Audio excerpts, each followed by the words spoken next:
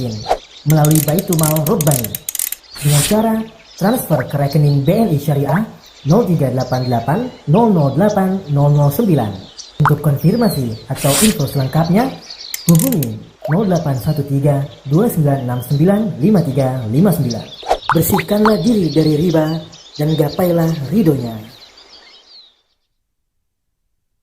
Nabi SAW juga mengatakan ar-riba ithnan aw thalathun wa sab'una baban.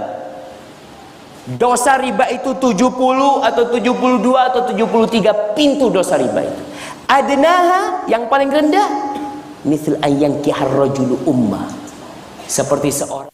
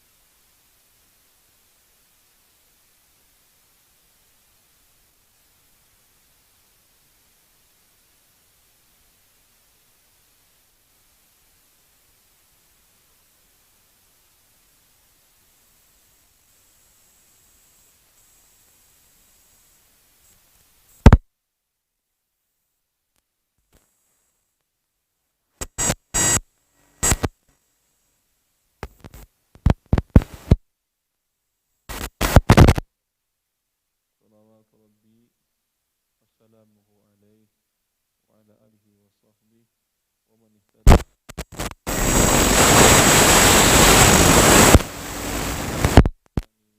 wa akhwati fillah. Insyaallah pembahasan kita pada pertemuan yang mulia ini mengenai perdagangan saham. Sebelum menjelaskan perdagangan saham, perlu kita pahami apa itu saham dan apa hukum menerbitkannya, ya, dan apa hukum membelinya.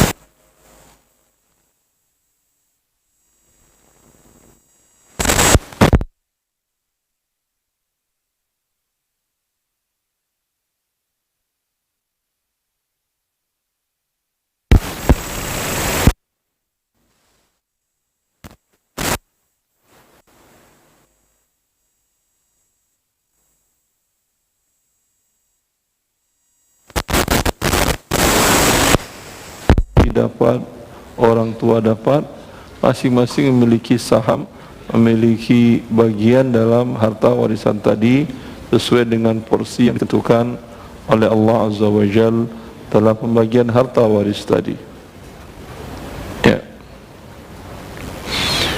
Kemudian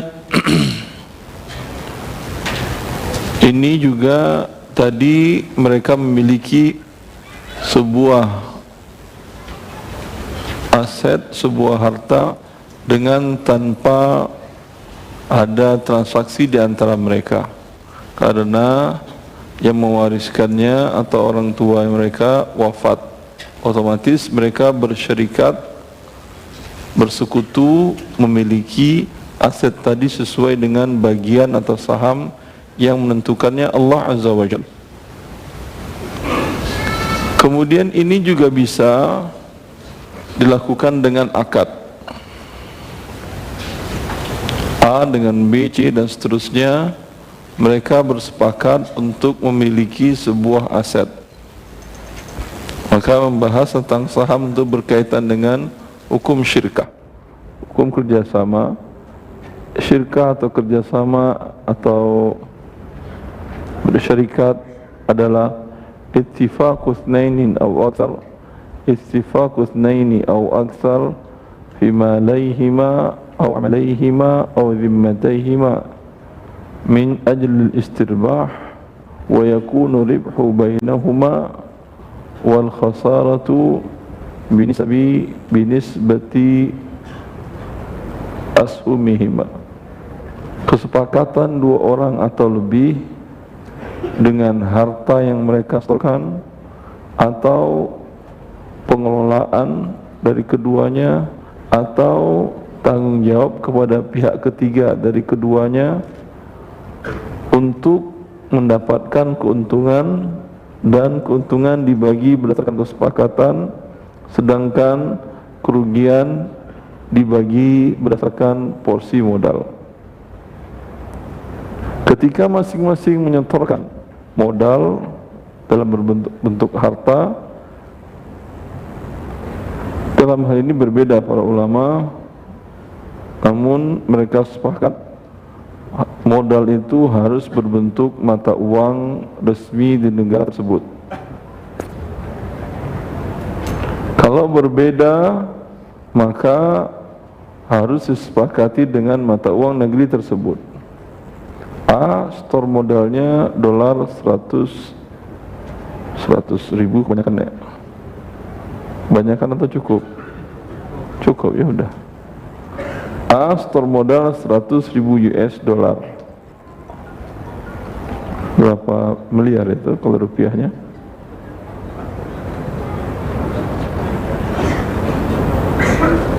Hah? 1,4. 100 ribu 1,4. B, store uang rupiah 1 miliar. C, store emas 1 kilo atau 2 kilo. Ya, ini tidak boleh.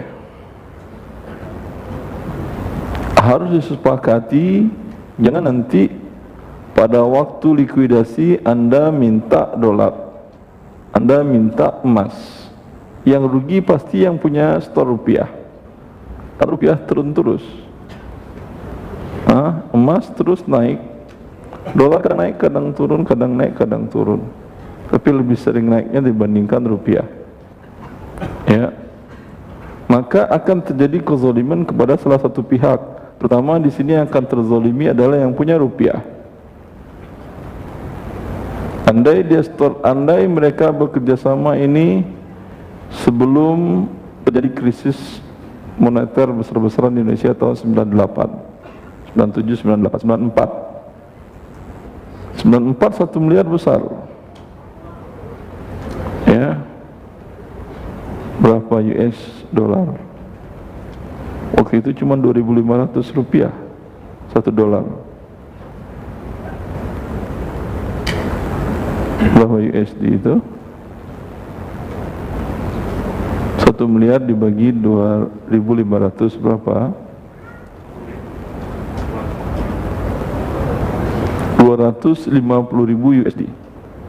Kalau tadi 100.000 kan ya? Ya, 250.000. Ketika nanti terjadi krisis, dia minta, kata dia, modal saya kan dolar, modal kamu kan rupiah. Ya, 1 miliar waktu itu sudah berbeda dengan 1 dolar. Maka terjadi kezaliman. Oleh karena itu, sepakat para ulama dalam akad syirkah tadi, kerjasama tadi, bersyirikat tadi, masing-masing harus, semuanya harus sepakat ini dinilai dengan apa. Ada yang store tadi rupiah. Kalau rupiah memang mata uang negeri tempat umpamanya usaha itu berdomisili atau bertempat. Ada yang store dolar, ada yang store emas kilo atau 2 kilo. Disepakati pada waktu itu 2.500 per US dollar, berarti Anda store sama rupiah sebanyak 2, tadi dia store berapa? 100.000 kan ya, berarti sama dengan berapa juta di waktu itu? 250 juta. Dia kan store 1 juta dolar US. Di tahun 94, 1 juta dolar US itu berapa rupiah?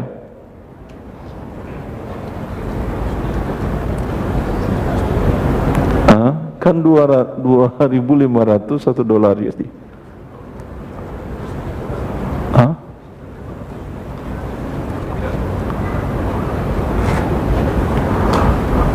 100, dia store 100.000 US di tahun 94. Itu dinilai dengan rupiah pada waktu itu per dolarnya 2.500 kan ya. Berarti pada waktu itu berapa rupiah? 250 juta kan ya. Ya. Katakan kepada dia, modal kamu bukan 100.000 dolar US, tapi modal kamu adalah 250 juta rupiah. Ya, modal saya 1 miliar, yang ngasih, yang nyotor emas 2 kilo. Di waktu itu emas berapa per gramnya? 94, coba lihat 94 berapa. Biar selesai nanti antum kelahi datang ke saya, pusing saya. Sebelum kelahi sepakati dulu. Berapa? Enggak mas, per gram sekilo, per gramnya berapa waktu itu? 200.000, 20.000 per gram, 20.000, 95 tadi kan ya, 50.000 per gram, berarti kalau 2 kilo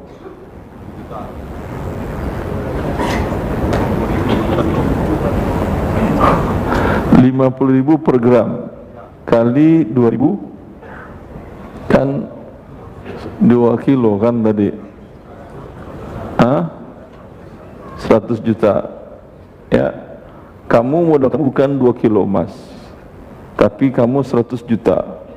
Saya 1 miliar, kamu 250 juta. Jangan nanti kemudian minta 2 kilo ya, pusing saya nanti, habis semua harta saya. 1 miliar saya nggak cukup, sekarang kan nggak cukup 1 miliar 2 kilo. Kamu juga jangan minta nanti USD, habis semua modal saya nanti buat nutup selisih karena dolar naik, bukan karena dolar naik, karena rupiah turun ya. Emas nggak pernah naik, cuman rupiah yang turun terus.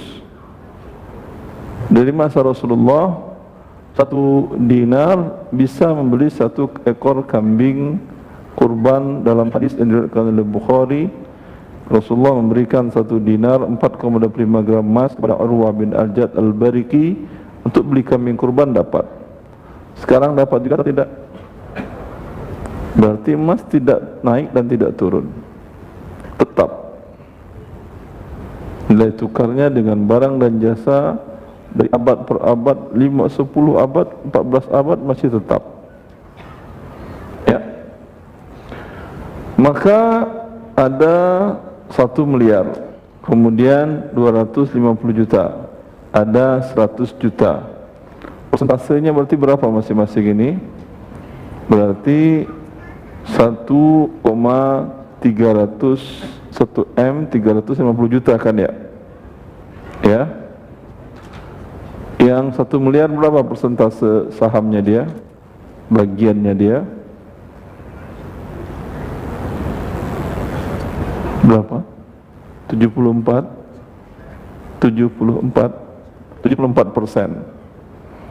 Yang 250 juta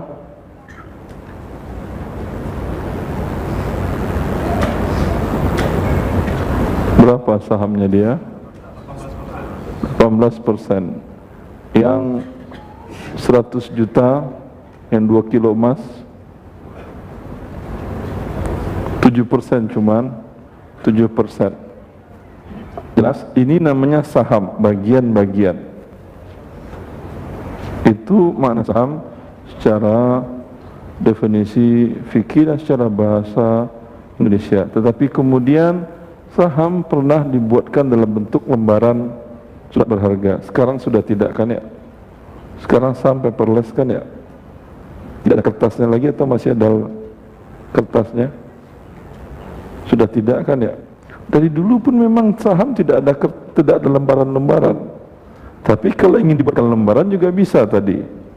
Kamu di perusahaan ini punya 74% bagian saham. Saham itu artinya bagian. Ya. Yang mana yang bagian saya ini? Yang lantai atas, lantai bawah, lantai tengah? Semua lantai kamu punya 74%. Kemudian ini yang meja, yang kursi, yang perabot, yang mana punya saya? Tidak ada yang punya kamu. Di sini kamu punya 74%. Di sini kamu punya 74%. Kalau ini aset perusahaan, ini kamu di sini juga 74%. Di tiang bendera ini kamu 74%. Ya. Jelas. Begitu juga yang 18%. Begitu juga dengan yang terakhir berapa? 10? 7%. Ini dia yang saham. Jelas? Ya. Kemudian ada jenis saham, beberapa jenis saham ketika mereka terbitkan, ada saham istimewa, ada saham biasa. Pernah dengar saham istimewa, saham biasa? Pernah? Saham istimewa itu biasanya dikuasai oleh pendiri sebuah perusahaan. Abdullah dengan Ahmad bertiga dengan Abdurrahman, mereka bersepakat tadi kan ya, kamu modal kamu tadi 1 miliar rupiah, kamu modal kamu 100.000 dolar US, tapi sama dengan 250 juta rupiah. Kamu modal kamu 2 kilo emas, tapi sama dengan 100 juta rupiah. Ya. Ini kita bertiga memiliki saham istimewa di perusahaan ini. Kalau ada orang yang ikut boleh, tapi nilainya saham, tapi saham mereka namanya saham biasa. Ya, ada teman yang ikut, dia ingin juga mengembangkan hartanya, dia punya uang daripada saya taruh di bank, hukumnya riba dan saya berdosa. Lebih baik saya ikut di usaha Anda ini, saya store umpamanya 200 juta rupiah atau 100 juta rupiah. Mereka bertiga mengatakan boleh, tapi dengan syarat sahammu saham biasa, kami bertiga saham istimewa. Ada lagi kerabat yang satu ingin ikut karena lihat prospeknya bagus dan mulai kelihatan untungnya lumayan. Ya, yang lain banyak ikut. Mereka jawab boleh, cuman saham kalian saham biasa, saham kami bertiga ini saham istimewa. Apa ditanya oleh mereka, apa keistimewaannya? Apa keistimewaannya biasanya? Apa?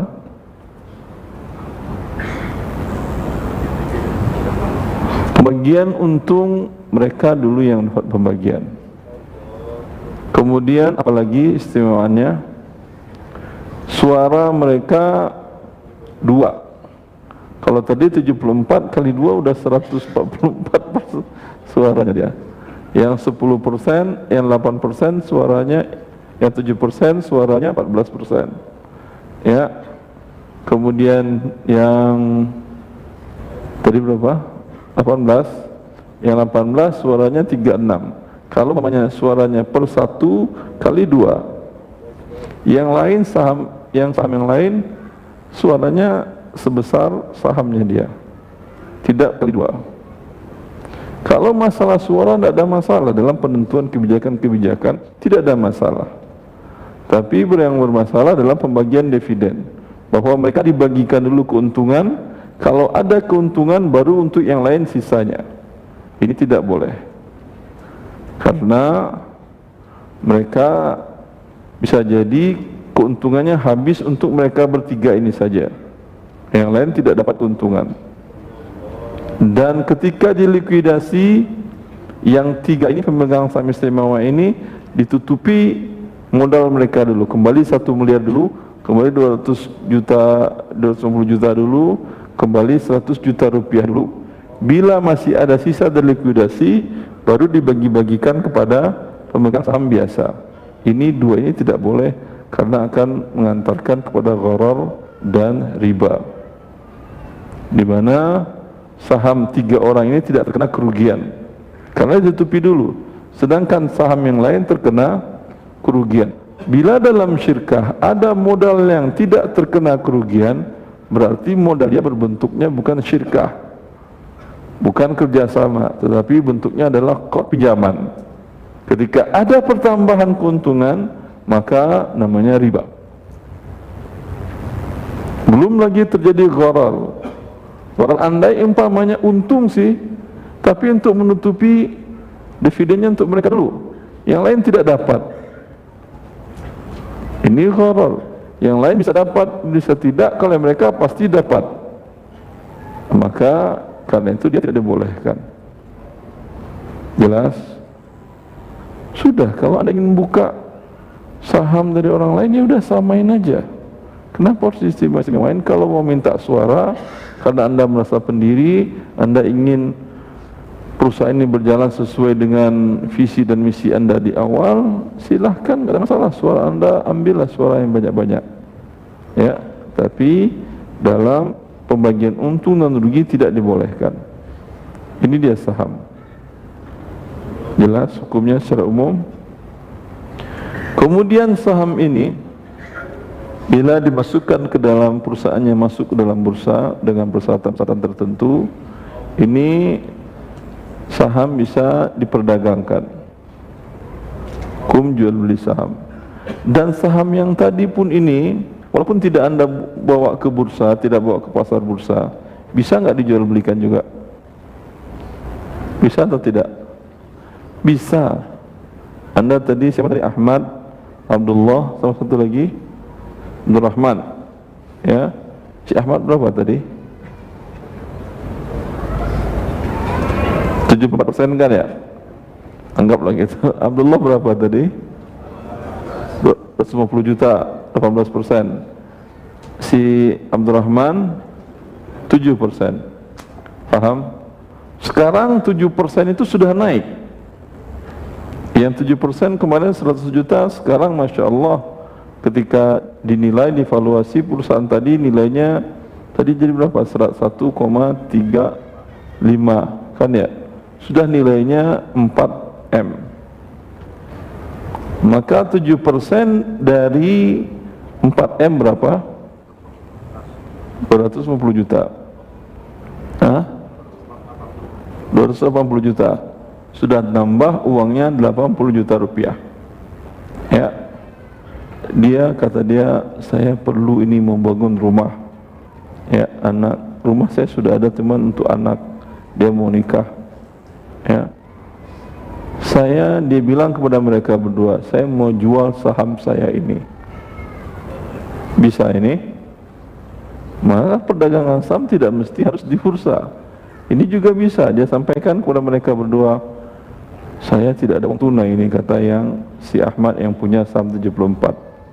Karena juga saya ada kebutuhan-kebutuhan pokok, saya nggak bisa beli. Dia tawarkan ke ini siapa yang saham 7%, siapa tadi? Abdurrahman kan ya? Dia tawarkan ke Ahmad. Kata Ahmad, saya juga sedang butuh uang tunai, juga nggak bisa beli. boleh dia jual keluar. Dia minta izin ke mereka berdua, wahai dua saudaraku, teman kerabatku, mitra syirkahku yang baik hati, saya mesti harus untuk membantu anakku agar masa depannya cerah, cucu-cucuku lahir dalam keadaan sehat. Ya, kalau kalian berdua tidak ada yang beli, boleh nggak saya jual ke orang lain? Mereka mengatakan boleh, tidak ada masalah, tapi dengan syarat mereka buat persyaratan, umpamanya orang itu muslim, baik, dan ngerti sedikit banyak agama Islam, mau bekerja sama dengan kami dengan baik. Kalau kau tawarkan, nanti kamu undanglah kami, ya. Kalau kami setuju, tidak apa-apa, lepas. Jelas ini? Ya. Ternyata si Abdurrahman menjualnya ke Adnan. Dia bawa Adnan. Mereka dua bersetuju. Tadi nilai 7% tadi sudah naik menjadi 280. Terus 280 juta kan ya? Kata Abdurrahman ke Adnan, memang nilainya sekarang 280 juta. Wahai Adnan, tapi kamu lihat sendiri perkembangannya luar biasa ini. Saya ingin tawarkan ke kamu dengan harga 300 juta rupiah. Dulu nilai awal diterbitkan itu nilai apa, nominal namanya? Yaitu nilai nominal. Nilai bukunya per sekarang 280. Nilai pasarnya dia mau ngambil untung, dia mau jual 300 juta. Boleh? Hah?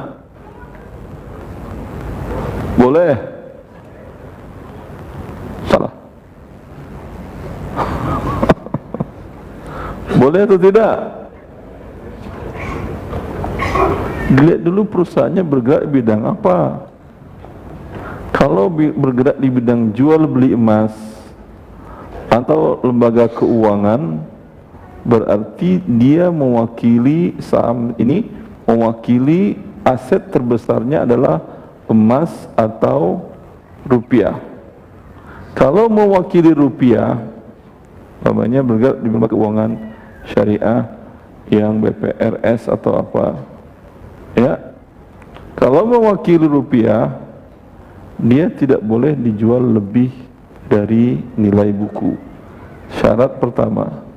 Syarat kedua, karena tukar rupiah dengan rupiah, apa syaratnya? Sama dan tunai. Harus bayar cash 280 juta sekarang, nggak boleh sore. Ya, transfer sekarang juga. Jelas? Tinggal lagi nanti nama si Adnan dicatatkan, dinotarilkan, diganti nama Abdurrahman, gitu kan ya? Kalau perusahaannya bukan bergerak, kalau bergerak di bidang emas atau perak atau mata uang lain selain rupiah, ini boleh dia jual lebih dari nilai buku, karena menukar rupiah dengan emas syaratnya yang penting harus berapa syaratnya? 2 apa 3? 1. Tidak ada 2 apa 3, 1 syaratnya, yaitu harus tunai, ya, dan biadin. Tidak boleh Adnan beranjak dari ruangan ini, melainkan dia sudah serahkan kepada Abdurrahman sebanyak 240 juta boleh, 300 juta boleh juga. Bila perusahaannya saham ini bukan mewakili emas dan perak, tapi mereka berada di bidang umpamanya sembako, distributor besar beras se-Jakarta Selatan umpamanya, ya, ini boleh dia jual dengan 300 juta dan boleh dicicil. Kata Adnan, kalau cash sekarang 200 juta saya nggak punya, tapi kalau kamu mau, kan kamu beli rumah, kan bisa juga kau beli dengan cicil. Saya bayar 100 juta sekarang, 100 juta bulan depan, 100 juta bulan ketiga saya lunasi. Jelas? Jelas ini? Ya.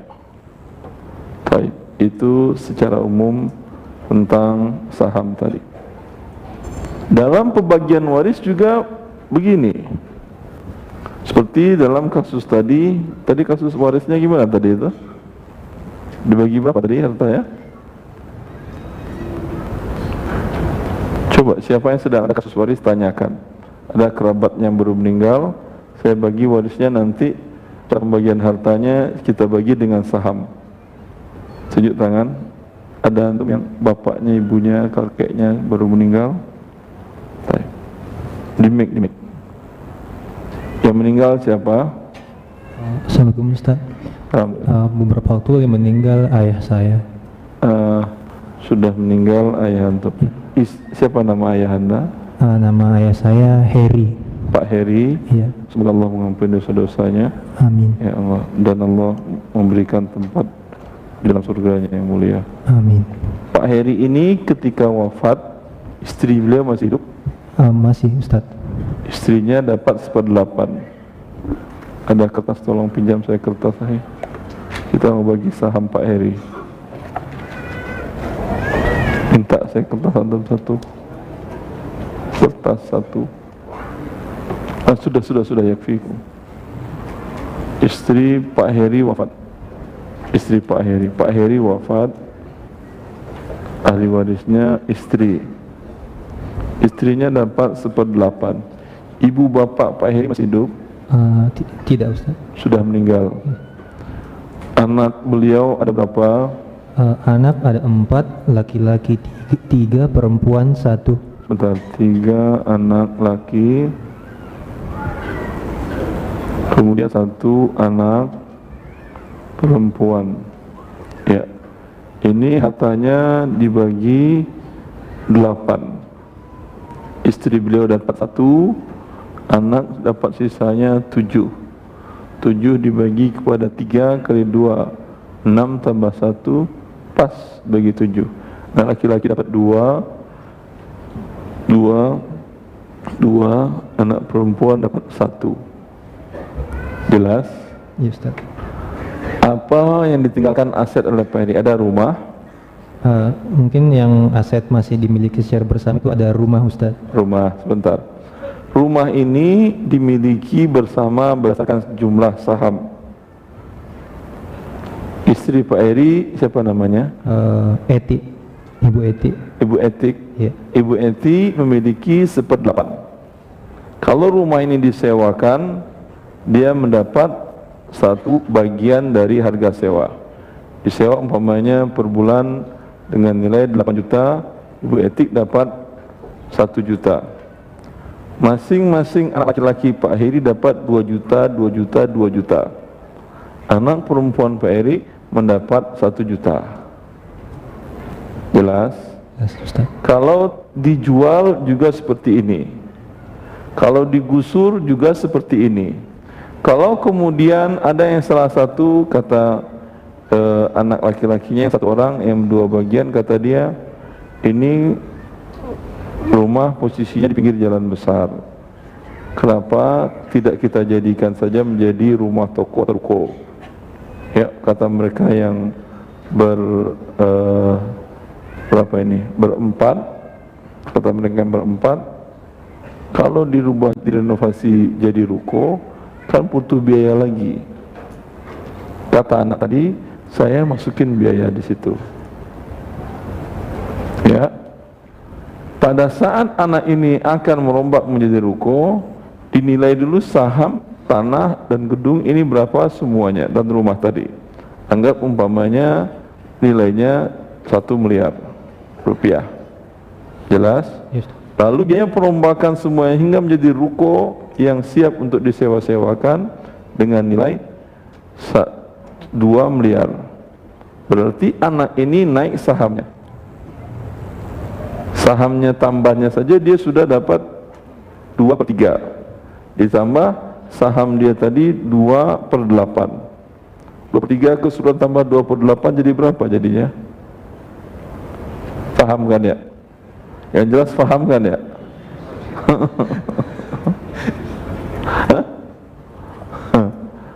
Jelas antum itu. Kalau kemudian ruko ini disewakan, masing-masing mendapat uang sewa sebesar nilai saham masing-masing. Yang paling banyak mendapat siapa? Anak laki-laki yang merenovasi menjadi ruko tadi. Karena sahamnya sekarang berapa jadinya tadi? 2/3, 75% kan ya? Tambah dia punya saham di awal tadi 2/8 berapa persen itu? 12%, 24. Pokoknya banyaklah saham dia di situ. Lebih dari 75, mungkin menjadi 80 atau 90%. Ya, tapi risikonya dia juga yang paling besar. La qadarallah, terjadi gempa, hancur, hilang uangnya 90%. Yang lain cuma hilang sebesar saham masing-masing. Jelas ini. Begini cara bagi waris juga, masuk dalam saham. Kalau ibunya bilang, yang ibunya Bu Eti tadi, kata beliau, saya mah nggak punya saham saya udah tua, saya ingin dekat kepada Allah aja. Ya, rumah saya tinggal di rumah kalian senang saya tinggal di rumah kalian, saya juga senang dekat dengan cucu saya. Kata Bu Eti, saham saya di ruko tadi saya jual aja. Ya, siapa yang mau beli silakan di antara kalian, saya mau sedekahkan uangnya untuk bangun masjid rumah saya nanti di surga, kata Bu Eti. Dia lepas sahamnya dengan nilai per hari, dihitung divaluasi lagi, yang sahamnya tadi 1/8, yang 1/8 dari 1/3 dari keseluruhan yang anak laki-laki tadi. Jelas ini? Kalau susah ngitungnya minta bantu ke guru matematika. Saya ustaz bukan guru matematika ya. Jazakallah khair. Silakan dibacahi perdagangan saham. Bismillah. Alhamdulillah wassalatu wassalamu ala Rasulillah wa ala alihi wa sahbihi. Perdagangan saham.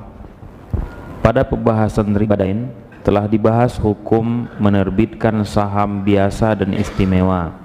Pada pembahasan sekarang akan dibahas hukum menjual belikan saham biasa.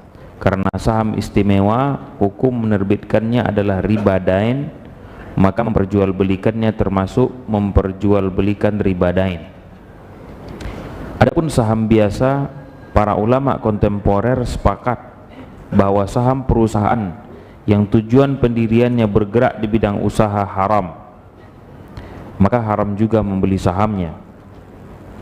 Sebagaimana keputusan Majma' al-Fiqhul Islami divisi fikih Oki dengan keputusan nomor 63 1/7 tahun 1992 yang berbunyi, la khilafa fi hurmatil ishami fi syarikati arduhal asasiyyu gharduhal asasiyyu muharramun kat ta'amuli bir riba au intajil muharramati au mutajarati biha.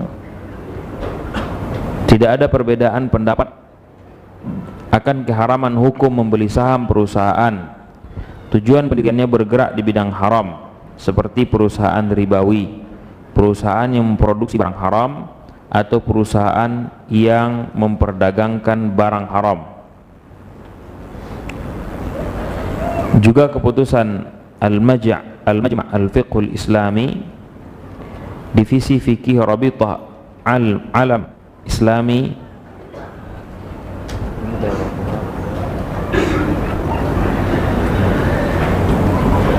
daurah ke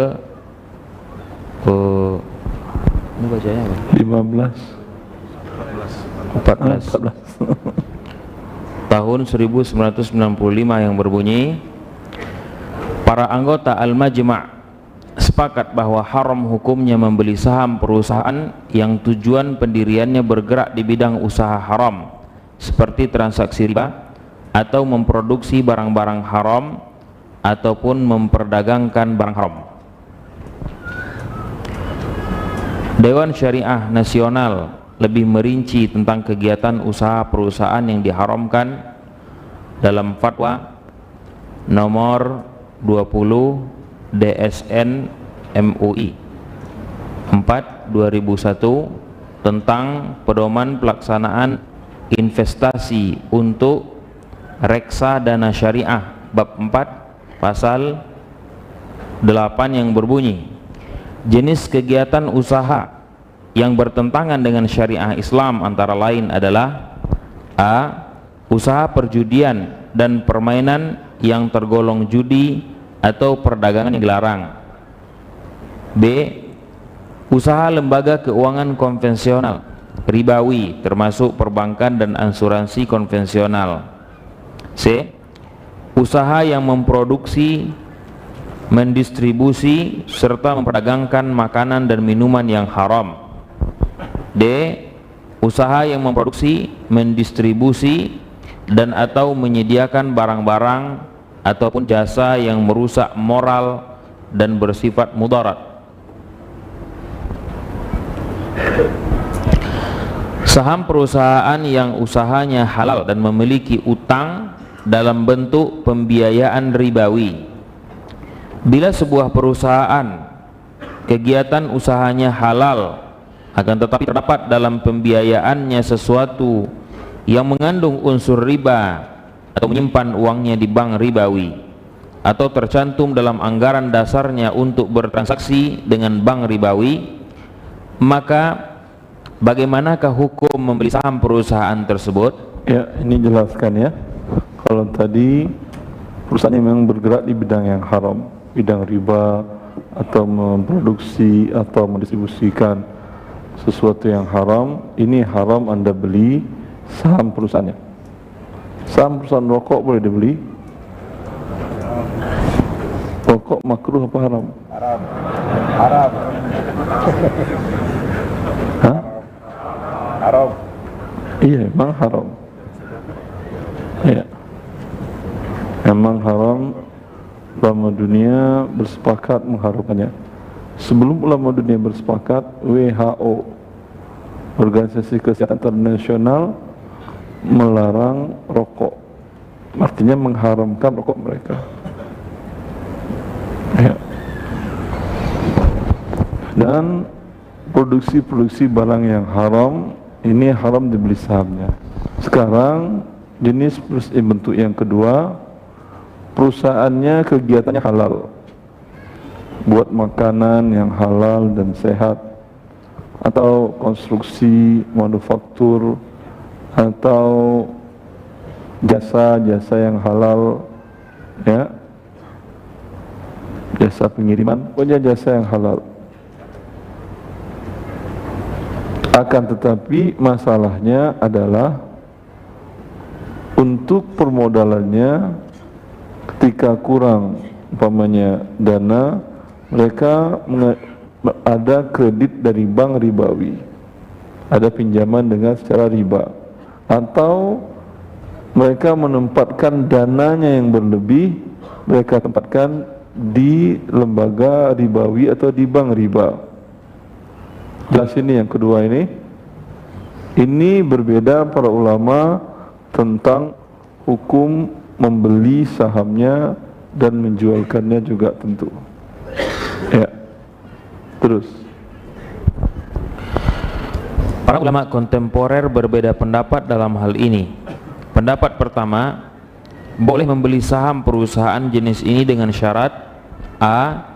tetap meyakini haram hukumnya transaksi riba, b. tidak tercantum dalam anggaran dasar perusahaan pasal yang menyatakan bahwa perusahaan akan melakukan transaksi pembiayaan ribawi, c. besarnya pinjaman dalam bentuk riba tidak lebih dari 30% modal keseluruhan perusahaan. D. Besarnya uang yang disimpan pada bank ribawi tidak lebih dari 30% modal keseluruhan perusahaan. E. Besarnya pemasukan perusahaan dari transaksi riba atau haram tidak lebih dari 5% dari keseluruhan pemasukan perusahaan. F. Dan setelah menerima dividen, maka keuntungan dari riba wajib dibersihkan dan disalurkan untuk kepentingan sosial. Pendapat ini didukung oleh AAOIV, Dewan Syariah Bank Ar-Rajihi, dan Dewan Syariah Nasional dalam fatwa tentang investasi dana reksa syariah pasal 10 dengan rincian sebagai berikut. Kondisi emiten yang tidak layak. Suatu emiten tidak layak diinvestasikan oleh reksa dana syariah. A.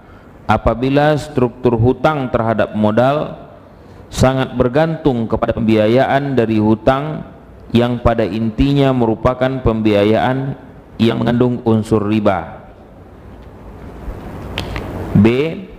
Apabila suatu emiten memiliki nisbah hutang terhadap modal lebih dari 82%, hutang 45%, modal 55%, yang menjadi dalil bahwa ini adalah al-hajah, kebutuhan yang mendesak. Paham ini pendapat pertama? Paham? Menurut mereka, bila sebuah perusahaan tadi memiliki pinjaman dalam bentuk riba, ya, asal kurang dari, ini beda-beda. Kalau Dewan Syariah Nasional kurang dari 45%, kalau IUV mengatakan kurang dari 30%, berarti DSN lebih tinggi ribanya bolehnya, ya. Kalau di Wall Street mereka juga punya indeks saham syariah, indeks saham Islamik, ya, mereka memakai yang 30%, bukan yang 45%. Hanya Indonesia yang memakai 45%. Mana yang lebih syariah, Amerika apa Indonesia? Hah? Kalau ada riba, ada syariahnya, baik. Cuman ini ribanya lebih besar, ribanya lebih kecil, hanya itu aja. Tapi syariahnya tidaklah. Baik. Kenapa mereka beralasan masih boleh? Ya, cuma ada ketentuan berupa catatan, bila tidak ada dalam akta pendirian perusahaan itu pasal yang menyatakan bahwa perusahaan dibolehkan melakukan kredit ke bank konvensional untuk menambah modal. Bila ini ada, coret, tidak boleh Anda beli sahamnya. Karena bila ada pernyataan ini, walaupun nol pinjaman ribanya, kalau Anda beli sahamnya, berarti Anda menyetujui wakil Anda, karena perusahaan itu, direksi perusahaan adalah wakil Anda sebagai pemilik untuk mengelolanya. Berarti Anda mewakilkan ke dia, ya udah, kau pinjamlah dengan cara riba. Itu sudah berdosa Anda. Allah mengharamkan riba, Anda menghalalkan riba dalam akta pendirian tadi. Kan bukan saya yang buat, Ustaz. Ya, bukan Anda, tapi ketika Anda beli sahamnya berarti Anda setuju. Allah mengharamkan riba, Anda setuju riba. Ya, ini jangan dicampur aduk. Gimana kita hidup lagi nih, Ustaz? Mau kerja di mana kita? Semua perusahaan pasti, mau BUMN mau bukan BUMN, pasti ada kredit ribanya. Ya. Kalau Anda karyawan yang tidak berhubungan dengan transaksi riba ini, bukan di bagian keuangan yang mengajukan proposal pinjaman riba dan mengurus pembayaran ribanya, Anda di bagian lain, bagian IT, tidak ada berhubungan dengan ini, atau di bagian servis dan bagian yang lain. Ya, tidak ada masalah. Boleh. Ya, jelas. Karena uang riba yang dipinjam perusahaan tadi itu adalah halal. Berarti gaji kita ada dari pinjaman riba, Ustaz. Yang berdosa adalah yang minjamnya, uangnya uang halal. Ini menurut pendapat jumhur para ulama. Tapi mohon maaf, kalau pendapat Syafi'i tidak boleh sama sekali. Berarti kalau berdasarkan pendapat Syafi'i, ya udah resign aja. Imam Nawawi mengatakan seperti itu. Imam Nawawi mengatakan bahwasanya akad pinjaman yang ada persyaratan ribanya, akad pinjamannya batal dan uang tidak halal di tangan peminjam dan wajib dikembalikan secepatnya kepada pemberi pinjaman. Jelas? Berarti tidak boleh Anda digaji dengan pinjaman riba tadi. Bagaimana PNS, Ustaz? Ya saya nggak tahu, itu kan pendapat Syafi'i bukan pendapat saya. Kalau Anda berpegang kepada Syafi'i, ya berarti Anda juga resign dari PNS karena gaji Anda dengan pinjaman uang riba. Ya. Dalam menurut jumhur para ulama, mayoritas ulama, mereka menjelaskan ini dua akad yang terpisah. Ada akad pinjam meminjam, kemudian ada persyaratan bunga riba. Akad pinjam meminjamnya sah, yang haramnya adalah ribanya. Jelas? Maka uang tadi digunakan untuk membayar karyawan, untuk operasional perusahaan, uangnya adalah halal. Ini mayoritas para ulama mazhab Hanafi, Maliki, Hambali. Ya, saya tidak dengki dengan mazhab manapun, cuman yang berpegang teguh kepada mazhab siap-siap hari Senin untuk resign.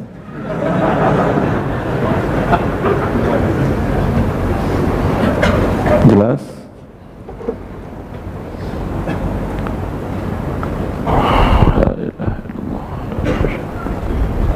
Terus yang menjadi dalil pendapat ini adalah al-hajah, kebutuhan yang mendesak akan keberadaan perusahaan yang modalnya berasal dari saham masyarakat yang bergerak di bidang telekomunikasi, listrik, air bersih, perkebunan, peternakan, angkutan umum, darat, laut, dan udara.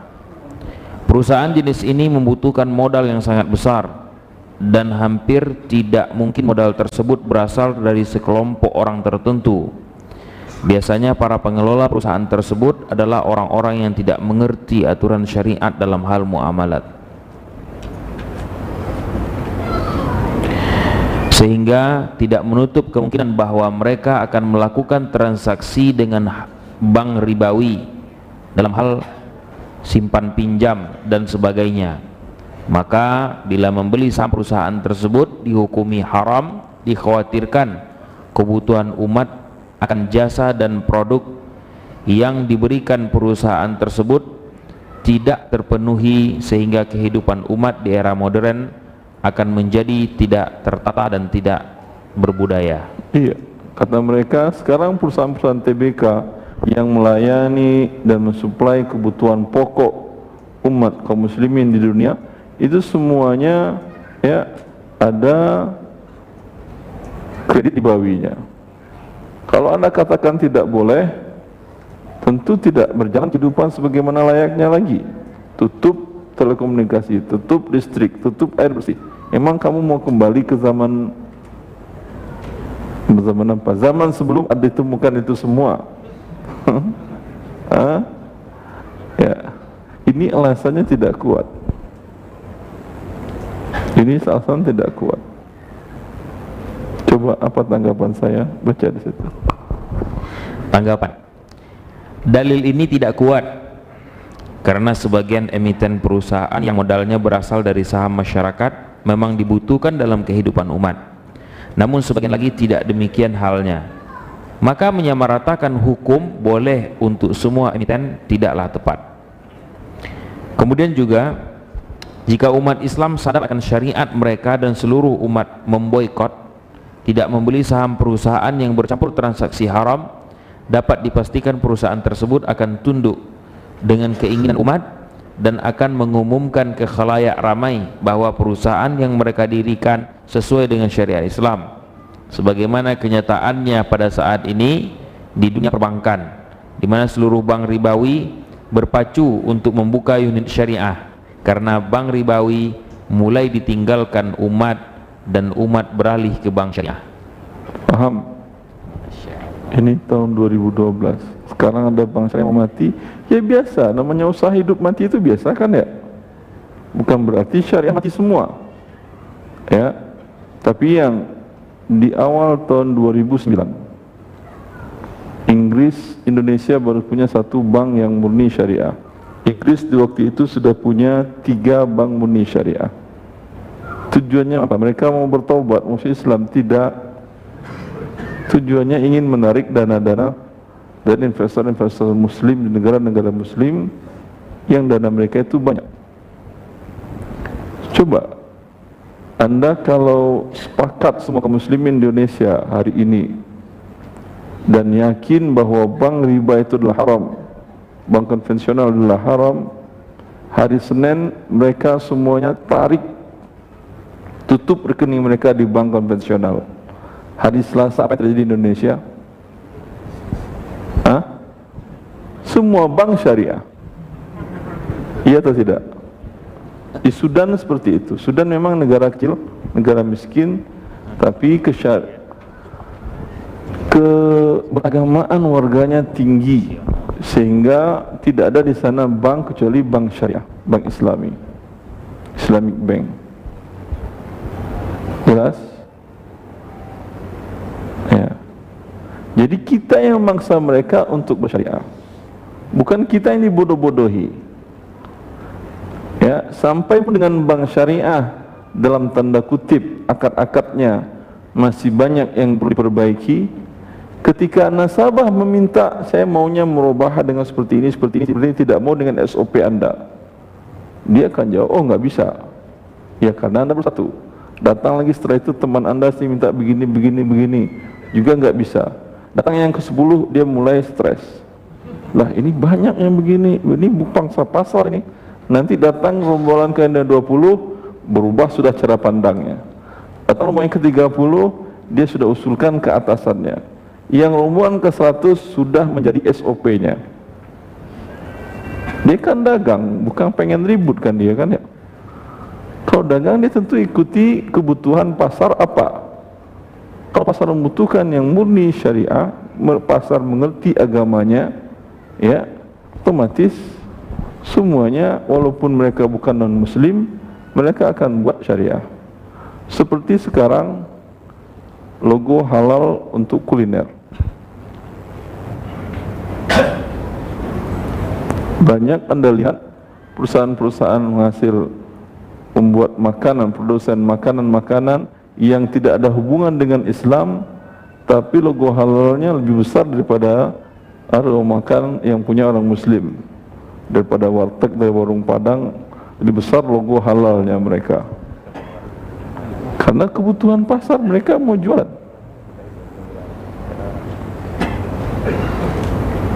Jelas? Terus.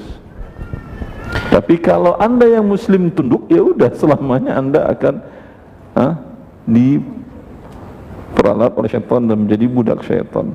Terus. Pendapat kedua, haram hukumnya membeli saham perusahaan yang kegiatan usahanya halal akan tetapi terdapat dalam pembiayaannya sesuatu yang mengandung unsur riba, atau menyimpan uangnya di bank ribawi, atau tercantum dalam anggaran dasarnya untuk bertransaksi dengan bank ribawi.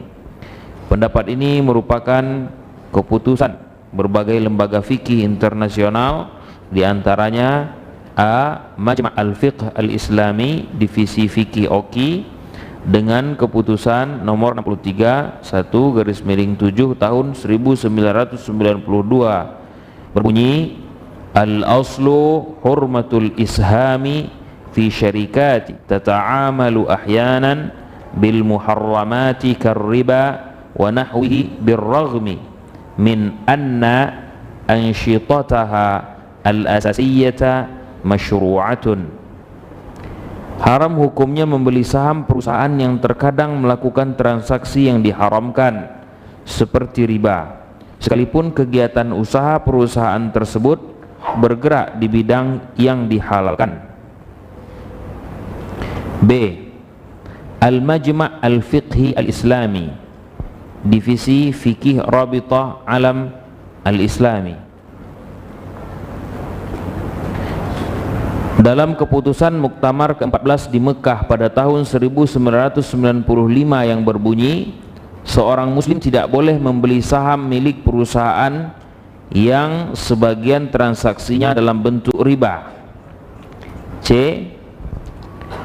Lembaga Fatwa Kerajaan Arab Saudi nomor fatwa 11.967 yang berbunyi, tidak boleh membeli dan menjual saham milik perusahaan yang diantara transaksinya mengandung riba dalam hal simpan pinjam. Dalil dari pendapat ini bahwa hubungan antara pemegang saham dan perusahaan adalah akad wakalah, di mana status pemegang saham sebagai muwakil pihak yang mewakilkan dan perusahaan sebagai wakil. Maka jika seorang muslim tahu bahwa sebuah perusahaan melakukan transaksi riba dan tetap membeli saham perusahaan tersebut, sesungguhnya ia mewakilkan kepada perusahaan tersebut untuk melakukan transaksi riba.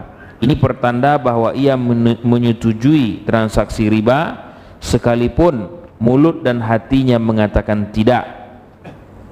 Dan teks-teks Al-Quran dan hadis jelas mengharamkan riba sekalipun sedikit. Wallahu a'lam.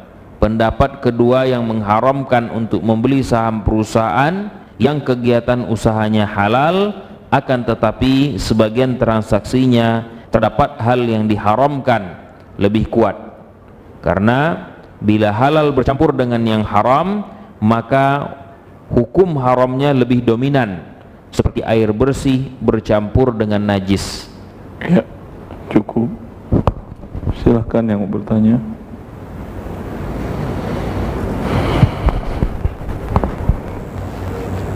Assalamualaikum warahmatullahi wabarakatuh. Assalamualaikum warahmatullahi wabarakatuh. Semoga Allah memberi keberkahan kepada Ustadz dan seluruh jamaah. Allah.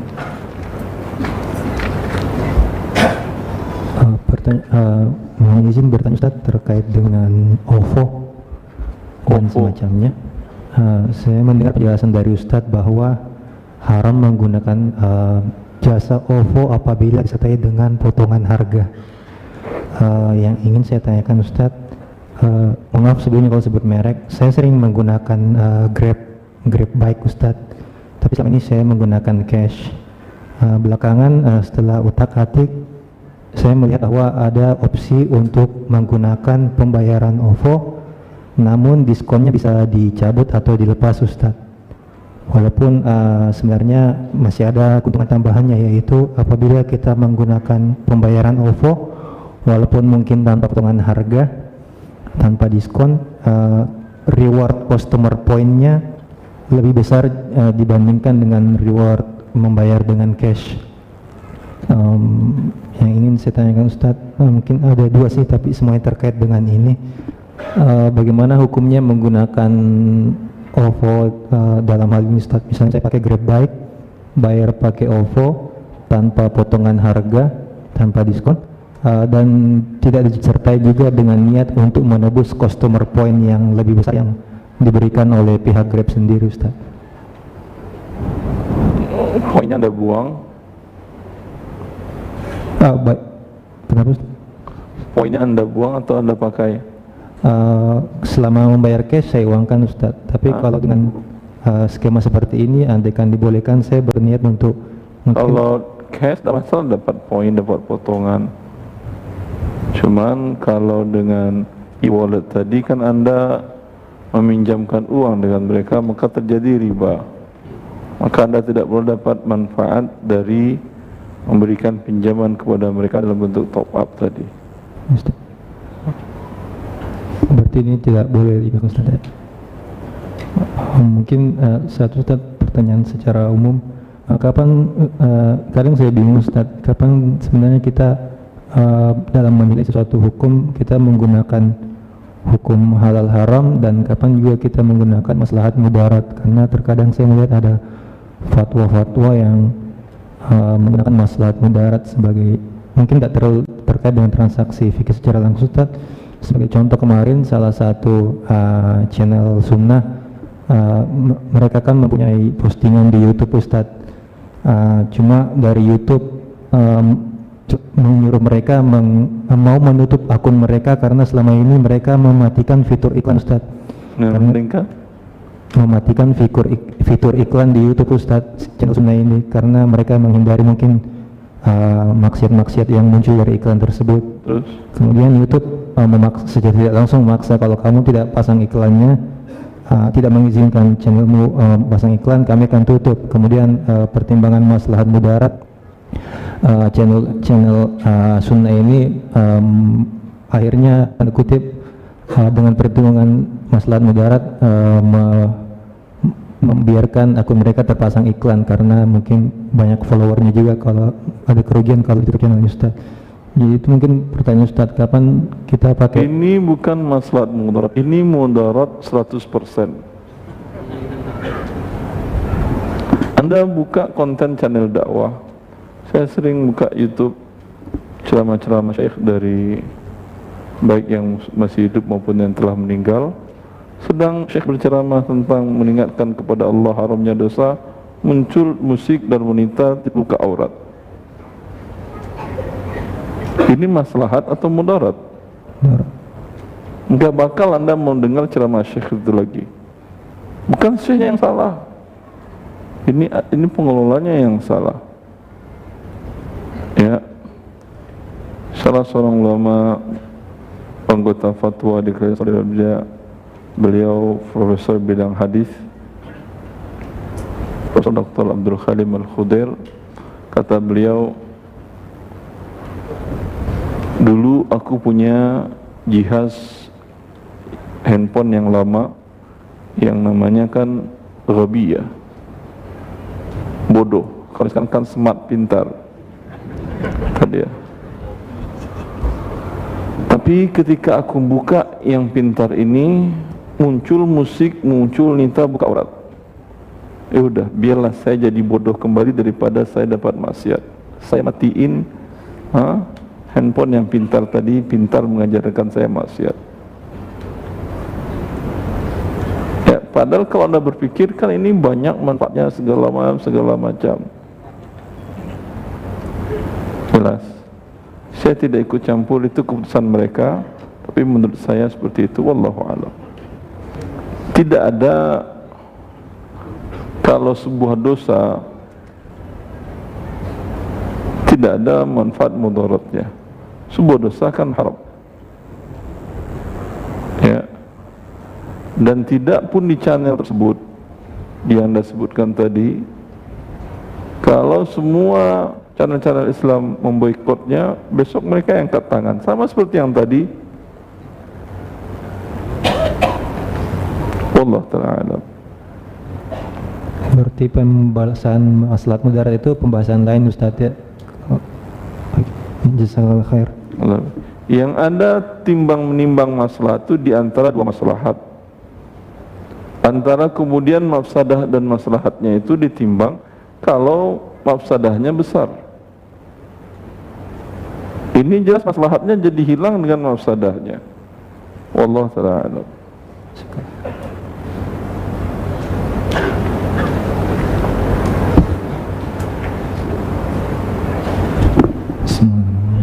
Assalamualaikum warahmatullahi wabarakatuh. Assalamualaikum warahmatullahi wabarakatuh. Semoga Allah selalu merahmati Ustadz beserta jamaah kaum muslimin yang hadir di Masjid Nurul Iman. Allah barik fiik. Mohon maaf Ustadz, saya ingin bertanya. Saya baru merintis usaha kecil-kecilan Ustadz, jual beli barang kredit secara syariah.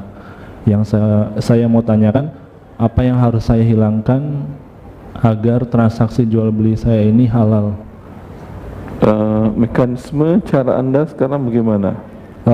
Saya beli barang, kemudian saya jual ke orang tersebut. Orang tersebut yang mana? Orang pembeli. Misalkan ada orang beli ke saya, pesan. Seseorang datang kepada Anda. Iya, pesan ke Dia saya. menyampaikan barang yang diinginkan. Iya, betul. Pada tahap ini apa yang Anda lakukan dengan dia? Saya komunikasi dulu. Misalkan barangnya ini segini, saya kasih harga segini. Mau nggak? Kalau misalkan segini dicicil segini gitu. Saya jualnya seperti itu, Ustaz. Kalau dia bilang mau? Mau, nanti saya belikan, kemudian bulan depannya pas dia ada uang baru dia cicil gitu, Ustaz. Setelah Anda belikan dia nggak jadi. Oh, itu saya tidak denda, Ustaz. Hah? Saya tidak kenakan denda. Pada saat dia mau tadi, Iya. dia harus bayar DP. Enggak. Jadi kalau nggak jadi nggak ada masalah. Enggak masalah, Ustaz. Ya. Terus Anda apain lagi setelah itu? Dia mau, terus Anda apa? Kemudian saya belikan. Setelah itu Anda beli untuk dia atau untuk diri Anda? gimana, Ustaz? Anda membeli barang tadi untuk orang yang pesan atau untuk diri Anda? Untuk saya dulu baru ke dia. Pertanyaannya coba. Anda beli ketika membeli untuk Anda atau untuk orang yang pesan? Untuk orang yang itu, Ustaz. Tadi untuk saya atau untuk orang yang mana yang betul? Saya tanya lagi baik-baik. Terakhir. Jadi Ketika Anda beli barang, Iya. ini Anda beli untuk Anda atau untuk dia? Kalau umpamanya ada tanda bukti atas nama Anda atau atas nama dia? atas nama. Kalau ada balik nama segala macam, atas nama Anda atau atas nama dia? Oh, ada kasus saya jual motor, Ustadz. Nah, itu atas namanya langsung ke dia, Ustadz. BPKB-nya. Berarti dia dapat barang gratis. Iya, Ustadz. Iya. Iya, seperti itu. Iya seperti itu. Berarti antum nggak jualan lagi berarti namanya. Kalau udah nama dia. Iya, langsung atas nama dia, Ustadz. Iya. Iya. Kalau itu berarti Anda bukan untuk beli atas nama Anda. Ini tidak boleh. Jelas? Jelas, Ustadz. Kalau walaupun pakai uang Anda, berarti Anda nalangin dia. Anda minjamin uang, Anda belikan untuk atas nama dia. Iya. Ya, karena Anda meminjamkan uang tidak boleh dapat pertambahan. Berapa yang Anda beli 10 juta atau 15 juta, dia pun bayar tidak boleh lebih dari 15 juta. Dapat untung Anda? Iya. Dapat. Oh, enggak. Enggak. Baik. Maka pertama Anda beli untuk diri Anda dulu. Ya. Kalau dalam kasus motor yang ada surat menyurat, ya. Kalau umpamanya sekedar kwitansi pembayaran, kan nggak ada masalah pakai nama siapa juga kan ya? Iya, betul. Jangan pakai nama dia, pakai nama Anda. Tapi dalam surat menyurat yang harus pakai nama orang tertentu, maka Anda beli dulu, terima dulu, jual ke dia, nanti minta balik namanya langsung ke dia. Tapi balik nama itu setelah ada jual beli. Setelah barang Anda terima, Anda jual dulu. Sehingga Anda membeli bukan untuk dia, Anda membeli untuk diri Anda, sehingga tidak terjadi riba. Oh, jadi motor kita serahkan dulu ke orangnya, baru setelah itu. Gimana Anda serahkan? Tentu beli dulu. Iya, Ustaz. Ditangkap polisi nanti Anda masuk ke dealer langsung menyerahkan motor. Anda beli dulu. Ketika ditanya pihak dealer, Pak atas nama siapa? Sebentar dulu, saya terima dulu motornya, ya. Saya tolong bawa keluarkan dari gudang Anda, ya. Mana motor buat saya tadi. Atas nama siapa Pak? Enggak, saya harus begini. Nanti orang akan beli dari saya. Setelah saya terima di depan dealer kamu, ya, kemudian nanti dia yang mengurus balik namanya ke kamu. Mau nggak pihak dealer? Mau. Mau dia keluar kosong? Tawarkan. Kalau dia tidak mau, paksa dia. Oh iya. Kalau dia nggak, masalahnya Anda tidak jadi halal. Iya. Kalau dia tidak mau juga, kalau tidak mau saya cari dealer yang lain. Ada kok dari yang lain mau. Ya. Iya Ustaz. Ada satu lagi Ustaz.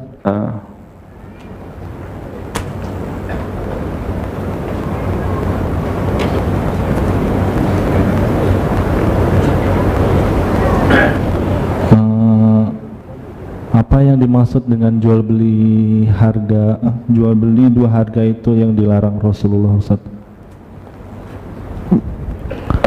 Apa yang dimaksud dengan jual beli dua harga yang dilarang Rasulullah Ustaz? Sallallahu alaihi wasallam. Jual beli yang dilarang oleh Rasulullah sallallahu alaihi wasallam.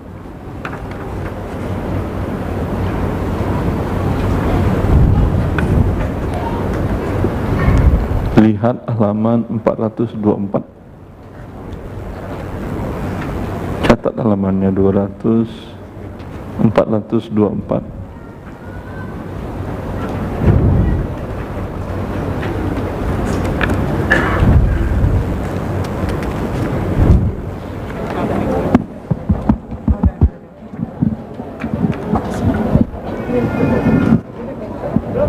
Dari halaman 424 sampai 430.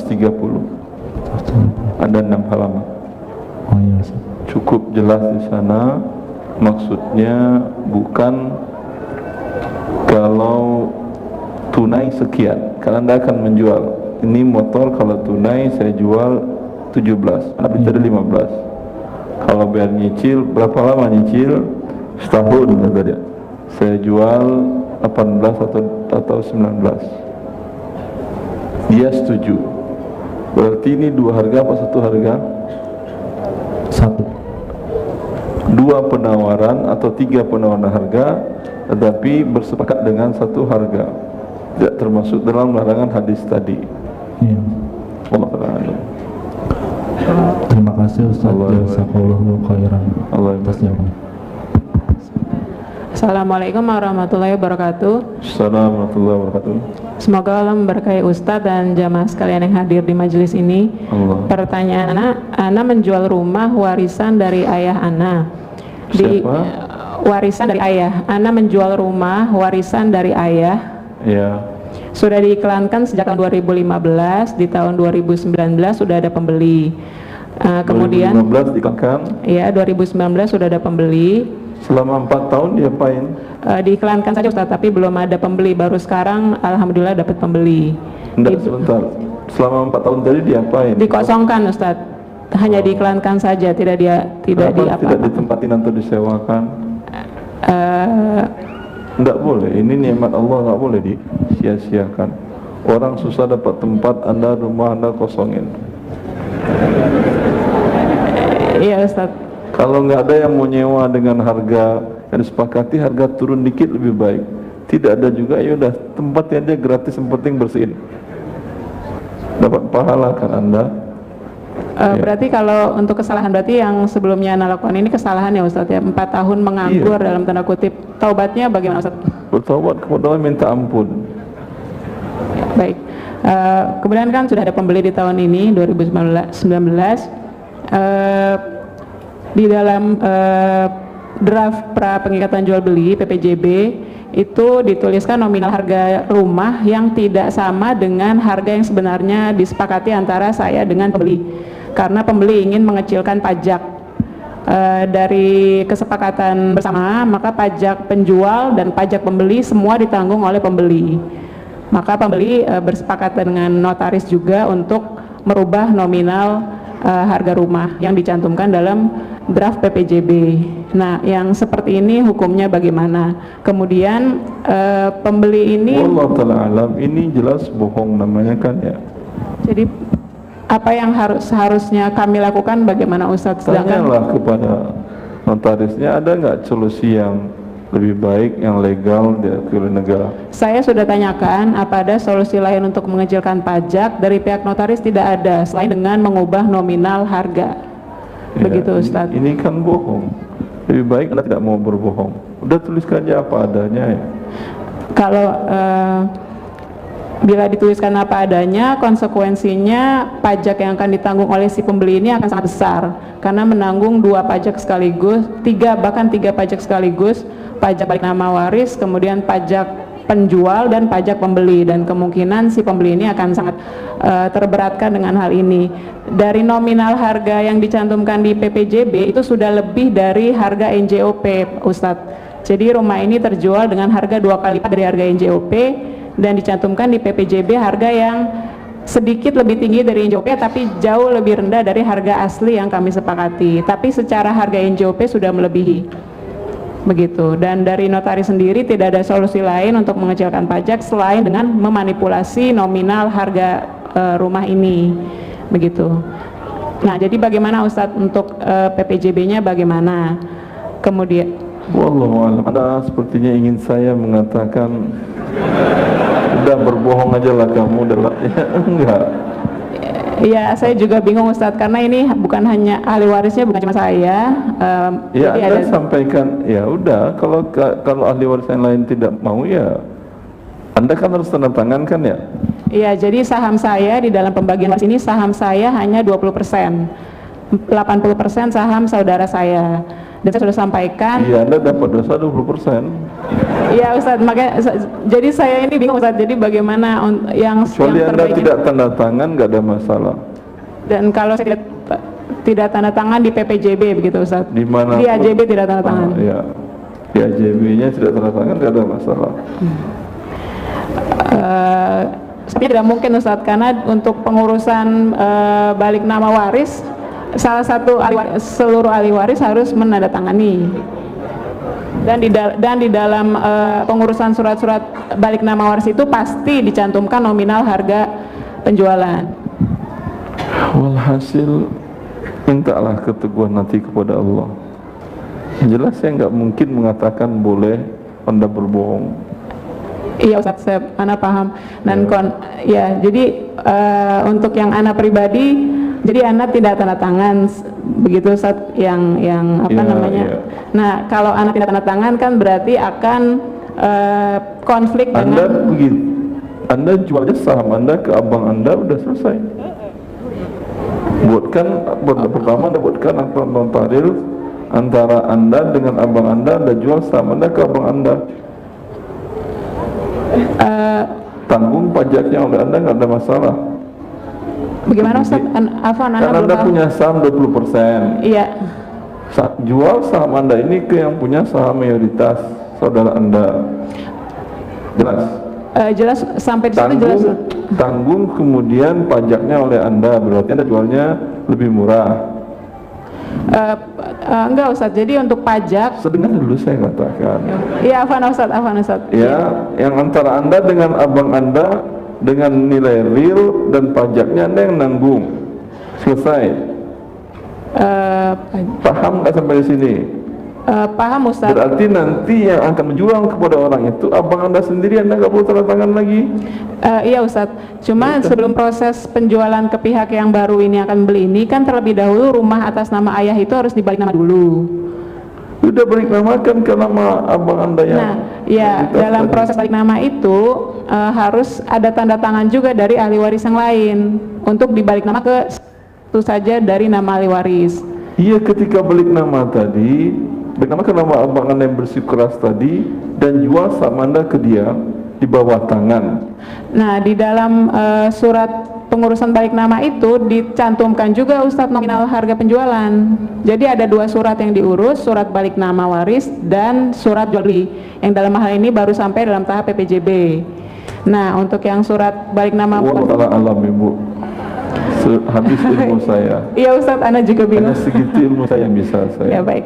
Kemudian mintalah kepada Allah petunjuk, semoga Allah mudahkan urusan dunia dan di akhirat. Ya, kemudian Ustadz masih bersambung Ustadz, ini kan apa Ustadz nih sedikit ini kan si pembelinya ini tidak membayar tunai tapi termin 3 kali pembayaran. Nah, si pembelinya ini sepakat mencantumkan klausul di dalam PPJB apabila ada keterlambatan pembayaran atau tidak bisa menyelesaikan kewajibannya, maka jual beli batal dan uang yang sudah masuk akan hangus. Nah, ini si pembeli sendiri yang menyarankan dan menyetujui. Nah, apakah kami zolim atau bagaimana Ustaz? Sementara si pembeli sendiri belum bisa memberikan jaminan apa-apa, dan kita sendiri juga bingung mau seperti apa. Untuk kalau mau digadaikan rumahnya, kami juga nggak yakin si pembelinya akan mau menjadikan rumah itu. Boleh, nggak masalah. Kemudian zakatnya Ustaz berapa kali Ustaz? Ini kan zakatnya, apakah mengeluarkan zakat? Kan ini sudah, rumah ini kan sudah diiklankan di 2015 dan baru laku tahun ini. Bagaimana perhitungan zakatnya?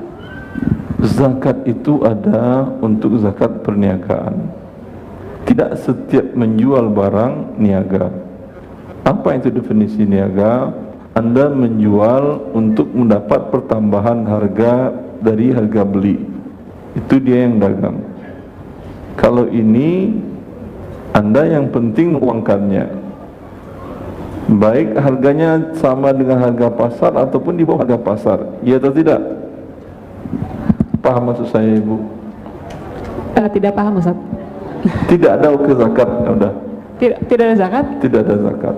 Tapi setelah uang diterima, setahun setelah itu sampai nisab yang bagian Anda, keluarkan zakatnya. Setahun setelah terima uang. Oh, baik. Satu lagi Ustaz terakhir, Afwan. Kalau pembeli ini tidak diperbolehkan menempati rumah sampai lunas, apakah itu zalim atau tidak? Kenapa? Kalau si pembeli ini kami tidak perbolehkan untuk menempati rumah sampai dilunasi, apakah klausul seperti ini di dalam PPJP termasuk menzalimi dia atau tidak? Tapi dia setuju. Tidak ada jual beli namanya. Yang namanya jual beli berpindah ke pemilikan. Barang menjadi milik hak pembeli. Ya. Piutang menjadi milik hak penjual. Sekarang apa hak Anda melarang dia untuk menempatinya dan memakainya? Sebagai jaminan Ustadz khawatir tidak bisa menyelesaikan kewajiban. Jaminannya kan surat-surat balik namanya nanti dipegang sama notaris. Ya, baik Ustadz. Syukran jazakallahu khairan. Kalau Anda juga ingin minta barang yang lain, jaminannya ke dia. Kan jelas itu sudah milik dia dengan akad jual beli. Berarti Anda menzalimi dia. Baik Ustaz, syukran jazakallahu khairan. Assalamualaikum warahmatullahi wabarakatuh, Ustaz. Assalamualaikum. Ustaz, saya ada pertanyaan titipan. Ini betul, Ibu udah 2 kali ini apa maksud baru sekali, Ibu? Saya orang yang beda orang. Ya. Nah, ini ada pertanyaan. Sepupu saya baru mau beli saham. Ini Kurang ada jelas. Sepupu saya baru mau beli saham nih Ustadz. Mau beli saham. Iya, apakah Ustadz punya referensi perusahaan yang Ustadz sudah tahu bahwa perusahaannya itu halal sahamnya? Gampang sih. Ini masjid tidak boleh berjual beli di masjid. Baik Ustadz. Untuk yang kedua Ustadz, ini mau tanya apa hukumnya kalau misalnya kita kerja di daycare-nya itu dia kerjasama sama bank konvensional. Ulangi. Kerjanya di daycare. Apa? Daycare yang jaga titipan anak.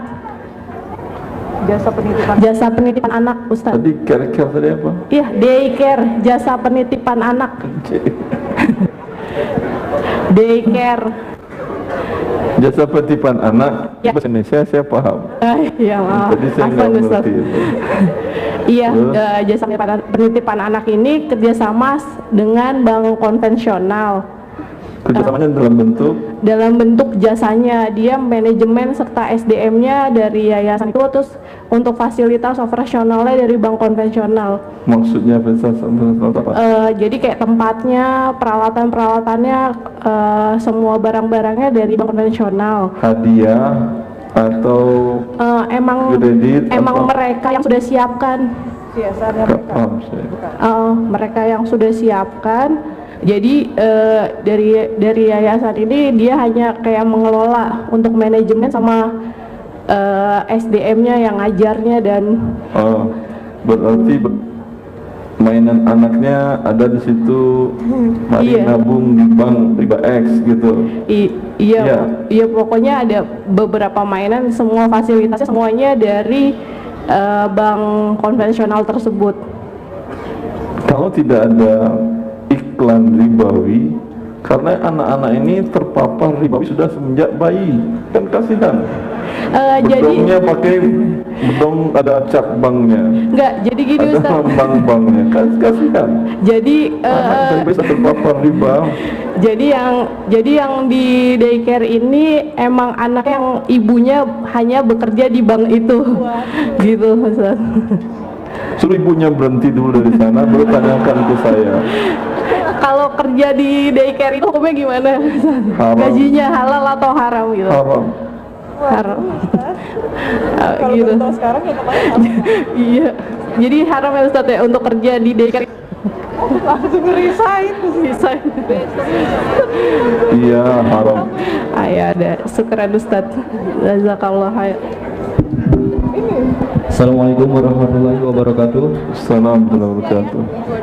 Saya ingin menjelaskan terlebih dahulu Ustaz, mengapa dikatakan saham syariah di Bursa Efek. Pernah menjadi investor juga sebelumnya, tapi seiring berjalannya waktu ada yang mengganjal di pikiran saya pribadi berkaitan dengan perusahaan yang terdaftar di Bursa Efek. Bahwasanya hampir semua perusahaan yang terdaftar di bursa itu mempunyai hutang di bank konvensional. Otomatis jika saya menjadi investornya, maka berarti sama saja saya berhutang dan termasuk yang diancam dalam hadis. Tidak pantas bagi saya pribadi untuk menjustifikasi ini salah dan itu benar, sehingga kemudian saya klarifikasi mengapa DSN memberikan fatwa saham syariah. Dan ketika saya mengikuti dalam sebuah acara berkaitan saham, dan kebetulan ada salah satu anggota DSN MUI tersebut, bahwa ketika saya mengatakan kok bisa dikatakan syariah, ia mengatakan salah satunya adalah kaidah fikih yang mutafakun alaih ma la yudraku kulluhu la yudraku. Jika tidak didapati seluruhnya, jangan ditinggalkan seluruhnya. Iya, artinya kalau Anda tidak bisa sehari merokok 10 batang, 2 batang halal gitu. Enggak. Kalau berzina biasanya 5 kali sehari, sekali aja sekarang. Itu yang dikatakan DSN MUI. Memang belum Itu kaidah dari mana? memang malah yudrokukul itu kaidah fikih. Fikih siapa itu? Ada 40 kaidah fikih. Bilang ke dia, berarti kalau berzina 5 kali haram, sekali aja boleh enggak? Kan apa-apa enggak ditinggalkan semuanya. Belum selesai Ustaz. Ya, selesaikan.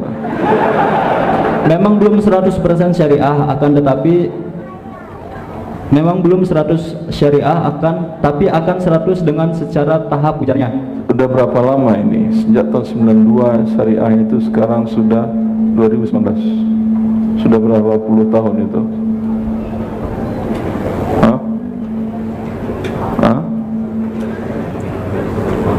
27 tahun. Katanya masih periode peralihan, dia akan beralihnya ke neraka ya. Anda mau bertobat kepada Allah, ya nggak bisa bertobat itu merokok dari sehari 5 kali menjadi sehari sekali nanti sampai hilang, enggak. Bertobat berhenti. Allah pun mengatakan dalam riba, fantaha. Fa, fungsi huruf fa dalam bahasa Arab menggabungkan 2 kalimat, tertib ta'qibi. Langsung ini selesai, langsung masuk ke kalimat kedua. Kata Allah, siapa yang mengetahui bahwa Allah mengharamkan riba, langsung dia berhenti. Itu yang Allah ampuni. Kalau dia bilang, saya tahu riba itu haram, tapi saya mau merencanakan masa depan setelah pensiun, ya mungkin ya setahun 2 tahun lagi saya resign. Ini belum bertobat dia. Mati besok pagi, mati dalam keadaan berbuat riba. Alhamdulillah, memang saya sudah lama keluar karena ada sebelum mati kan ya. Ya. Alhamdulillah. Sudah dari sekarang udah lama banget. Alhamdulillah. Alhamdulillah. Kemudian juga argumentasi DSN MUI dalam fatwa yang menentukan rasio utang berbasis bunga terhadap modal merujuk kepada pendapat Imam Al-Ghazali yang menyatakan bahwa Al-Ghazali mengatakan apa? Boleh berbuat riba 45%? Enggak, yang menyatakan bahwa dalam sebuah bisnis atau usaha modal tidak boleh kecil dari hutang. Apa? Ulangi. yang menyatakan bahwa dalam sebuah bisnis atau usaha modal tidak boleh kecil dari hutang. Modal tidak boleh kecil. Tidak boleh kecil. Jadi kalau misalnya buat usaha, perusahaan modalnya harus besar daripada hutangnya. Boleh berhutang riba. Pendapat Imam Syafi'i. Imam Syafi'i mana? Tadi bilang Ghazali, sekarang Imam Syafi'i. Akadnya apa namanya, antara pinjaman dan ribanya itu gabung. Tapi jumhur tadi ana dengar dari Ustaz langsung ini terpisah. Jadi sehingga hutangnya. Sekarang kasusnya, kalau Anda beli sahamnya, Anda berarti mewakilkan mereka untuk melakukan pinjaman riba. Sudah berdosa Anda. Ya Ustaz, itu dari DSN MUI ketika saya berdiskusi, dan itu jawaban mereka. Kemudian saya punya pertanyaan, ini pertanyaan saya, apakah sukuk itu termasuk hilah Ustaz? Hanya tipu daya jual beli tapi seakan-akan pinjaman yang bertambah juga gitu. Ya seperti itu di buku harta haram. Ya. Iya seperti itu di buku harta haram. Kemudian ada pembahasan sukuk di sini. Tinggal Anda baca. Saya bacakan halamannya.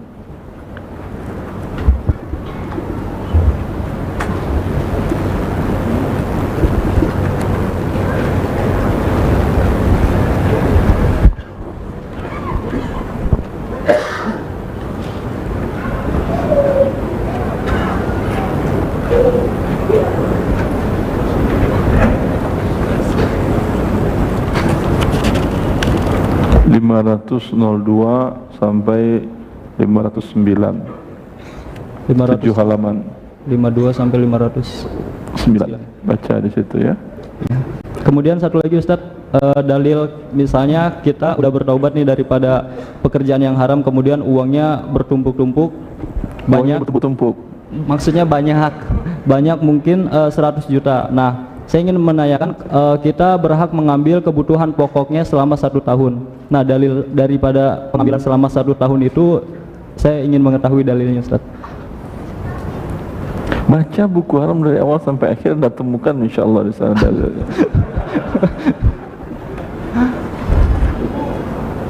Para butuh ilmu zaman sekarang pemalas. Kita perlu nih. Baca dari halaman 622 sampai halaman 630. 622 sampai 630. Oke, syukron. Assalamualaikum warahmatullahi wabarakatuh. Salam. Itu ijma' ini dinukil oleh Imam Nawawi, bahwa dan termasuk Syekhul Islam bin Taimiyah, bahwa orang yang harta di tangannya semuanya didapatkan dengan cara yang haram. Yang haramnya itu pihak pemberi uangnya redho. Kalau dia tidak redho seperti korupsi atau mencuri, itu tidak boleh dia gunakan, harus dikembalikan kepada orang yang dizaliminya. Tapi bila transaksi yang diharamkan oleh Allah dan pemberi jasa, pemberi uangnya redho, seperti Anda bekerja di bank, kan redho dia memberikan Anda uang jasa Anda, tapi Allah mengharamkan memurkainya. Ya, ini yang wajib uangnya diberikan kepada fakir miskin. Tapi kalau Anda bekerja di sebuah perusahaan, Anda korupsi uangnya, Anda berikan ke fakir miskin, Anda berdosa. Anda wajib menyerahkan uangnya kepada orang yang dizalimi tadi, atau minta kerelaannya, atau siap-siap masuk penjara. Ya. Kemudian bila di tangan dia seluruhnya adalah uang yang haram dalam bentuk jenis yang tadi, itu uang diberikan diantaranya kepada fakir miskin. Kalau ditarik dari dia selalu 100%-nya, ada aset tanah, rumah, kendaraan, uang tunai dan segala macam harta, dia menjadi fakir miskin di saat itu juga. Jelas? Daripada diberikan kepada fakir miskin yang lain, sekarang statusnya fakir miskin atau tidak? Ya. Fakir miskin berapa boleh dapat uang yang haram ini, sama dengan menghitung berapa fakir miskin boleh mendapat zakat. Bagaimana memberikan zakat kepada fakir miskin? Yaitu hitung kebutuhannya setahun ke depan untuk kebutuhan pokok. Setelah umpamanya dia kebutuhannya per bulan 10 juta, pendapatannya maksimal 5 juta, berarti kekurangannya 5 juta per bulan kali 12, 60 juta. Dia berhak terima zakat 60 juta. Ada A berzakat kepada dia 30, dia terima masih halal lagi 30. Ada B berzakat ke dia 10, dia terima masih halal 20. Besok ada C berzakat ke dia 20. Setelah itu 1 rupiah pun dia terima zakat haram. Sekarang statusnya bukan fakir miskin lagi. Jelas? Maka begitu juga menghitung orang yang bertaubat dan semua harta dan asetnya adalah didapatkan dengan cara riba tadi. Paham? Terus. Assalamualaikum warahmatullahi wabarakatuh, Ustaz. Assalamualaikum warahmatullahi wabarakatuh. Saya mau bertanya masalah fikih, Ustaz.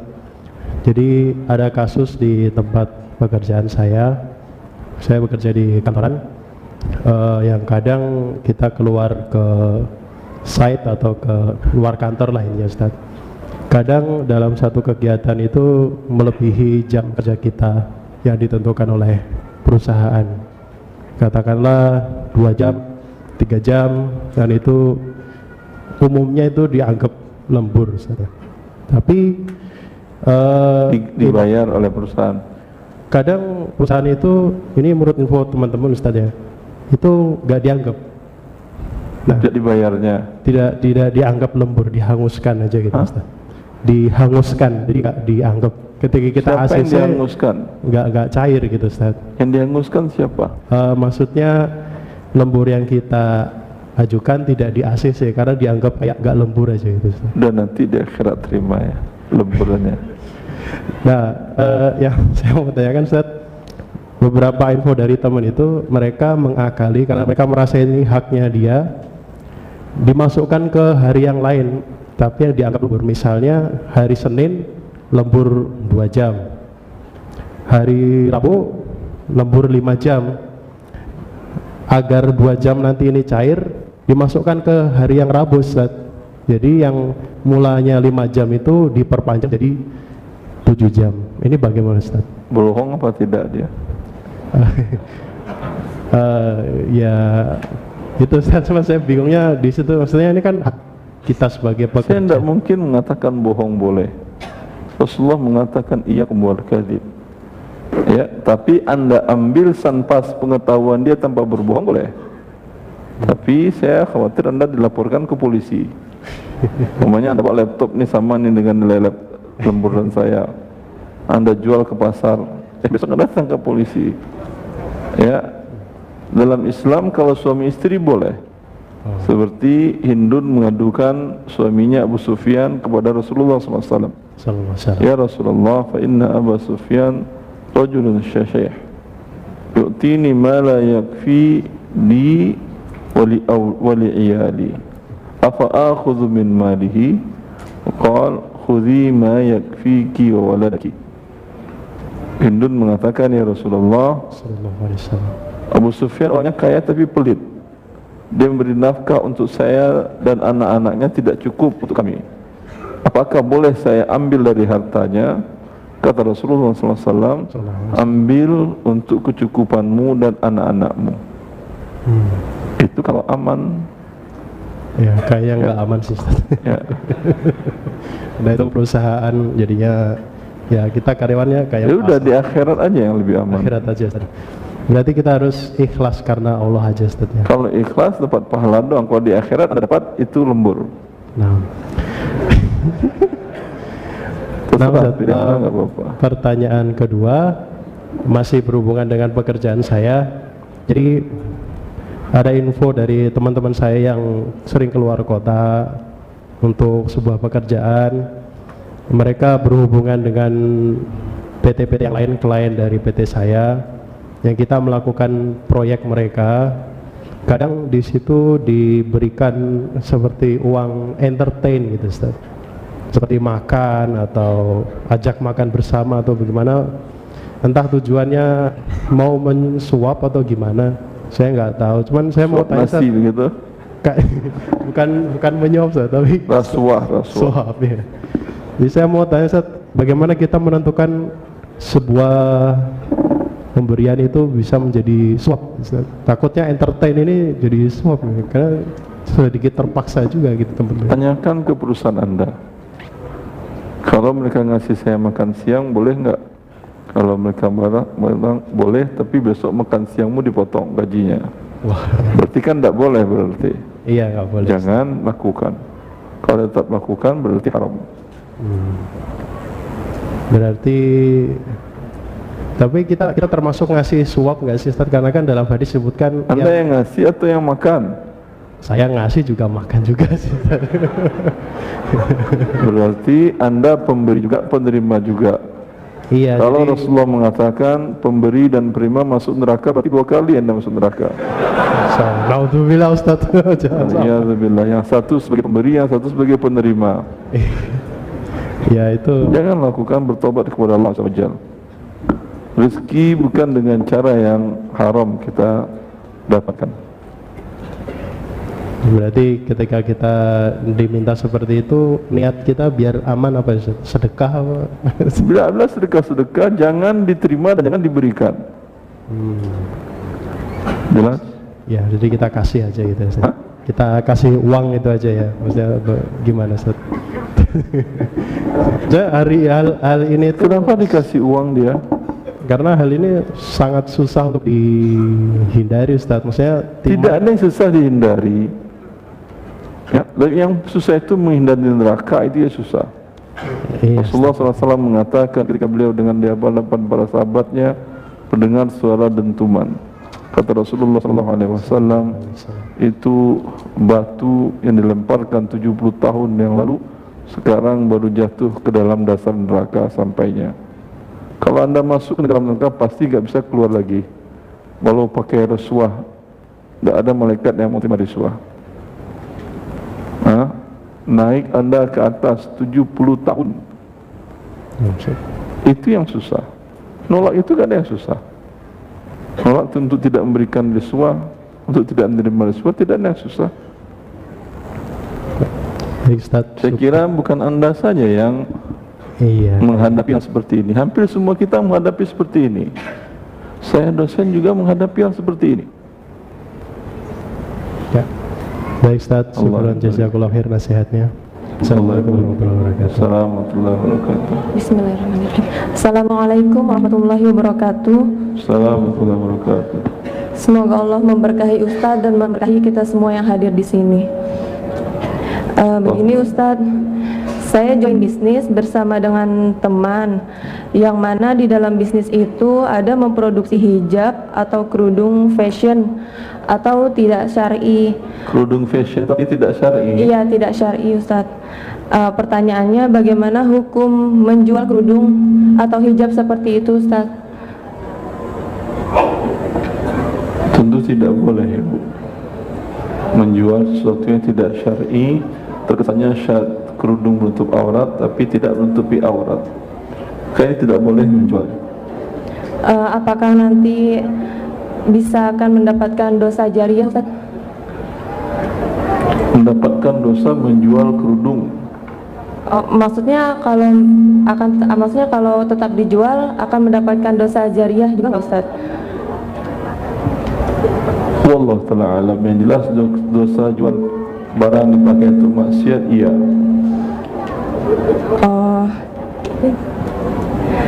Begini Ustaz, kan hijabnya itu udah diproduksi. Saya udah menyampaikan kepada teman saya untuk keluar dari bisnis itu. Cuman saya dipinta untuk tetap bertanggung jawab untuk tetap menjual produk yang sudah diproduksi Ustaz. Jadi gimana, apa yang harus saya lakukan? Anda punya saham berapa persen di sana? Berapa persen? Nominal persennya saya kurang tahu pasti Ustaz. Ambil sebanyak barang Anda tadi, olah lagi untuk jadikan lap tangan atau lap kaki. Itu enggak apa-apa, fashion.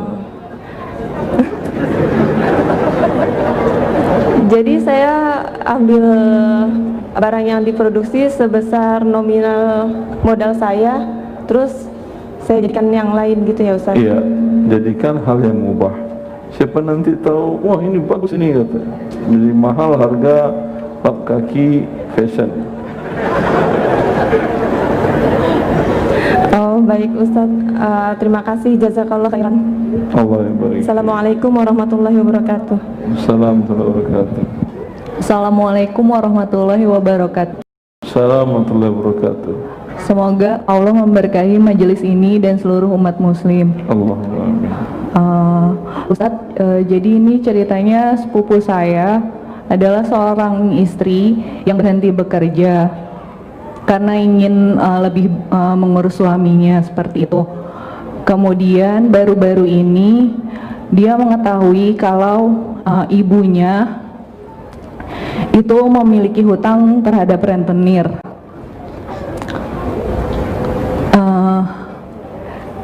Apakah sepupu saya ini boleh untuk bekerja lagi untuk melunasi hutang ibunya tersebut terhadap rentenir? Sebenarnya kejadian ini bukan yang pertama kali. Jadi dulu sebelum dia menikah juga pernah terjadi kejadian seperti ini, dan hutang-hutangnya itu sudah dibayarkan oleh dia ke rentenir tersebut, dan ternyata sekarang kejadian lagi. Ibunya punya aset harta?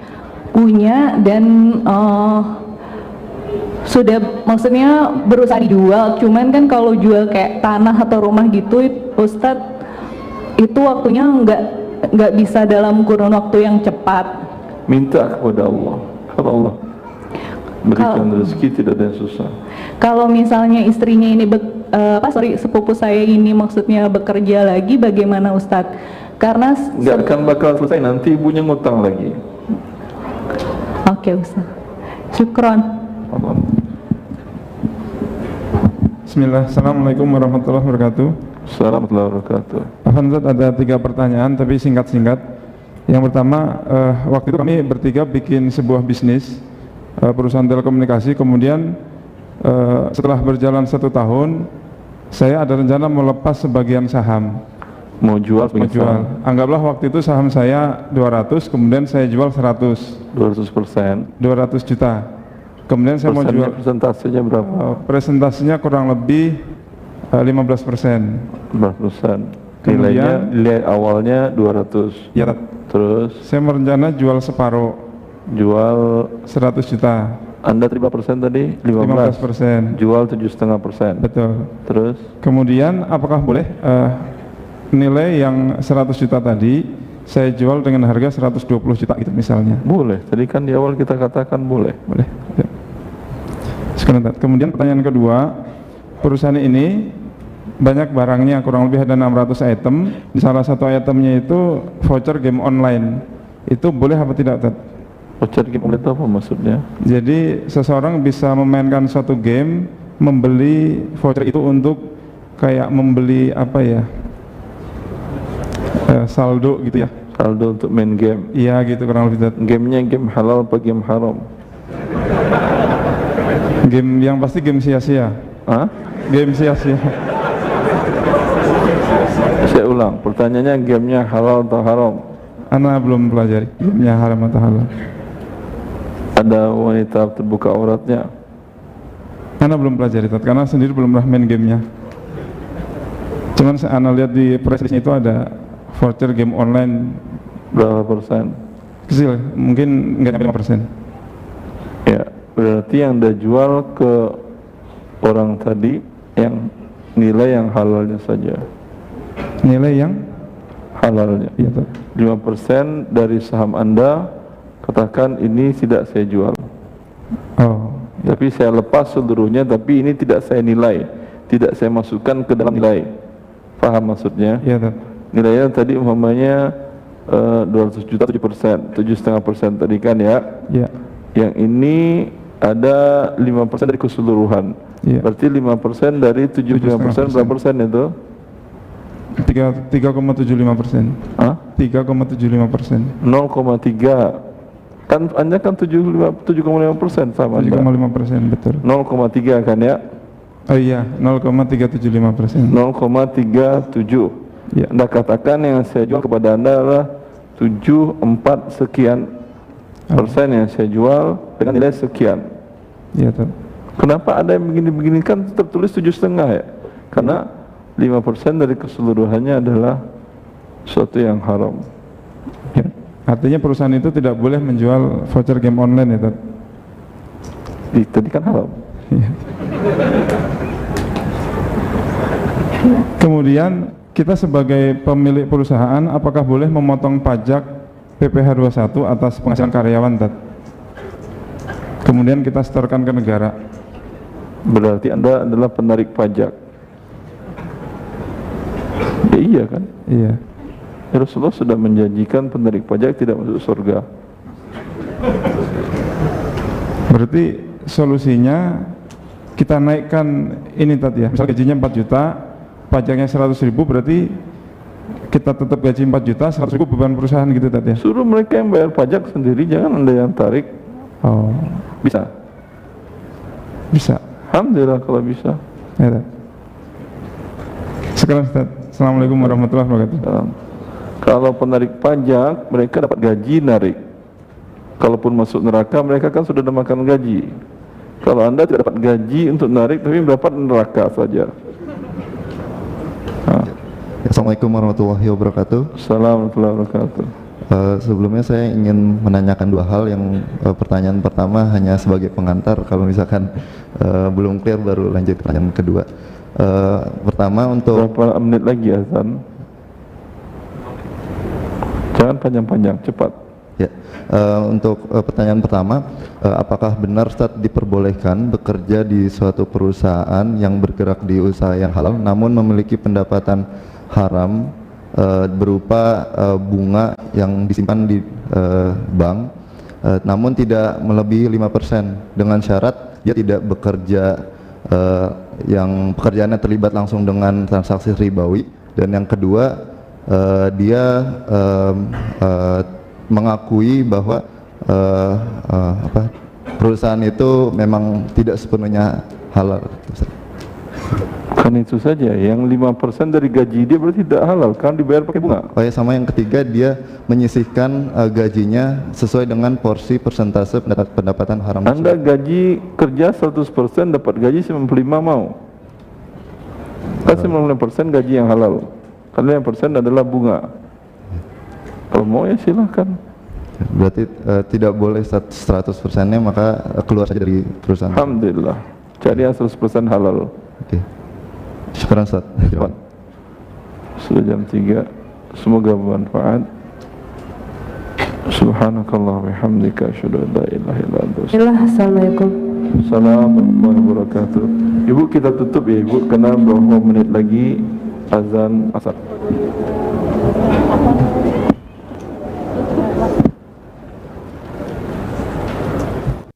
Nabi SAW juga mengatakan ar-riba ithnan atau 73 baban. Dosa riba itu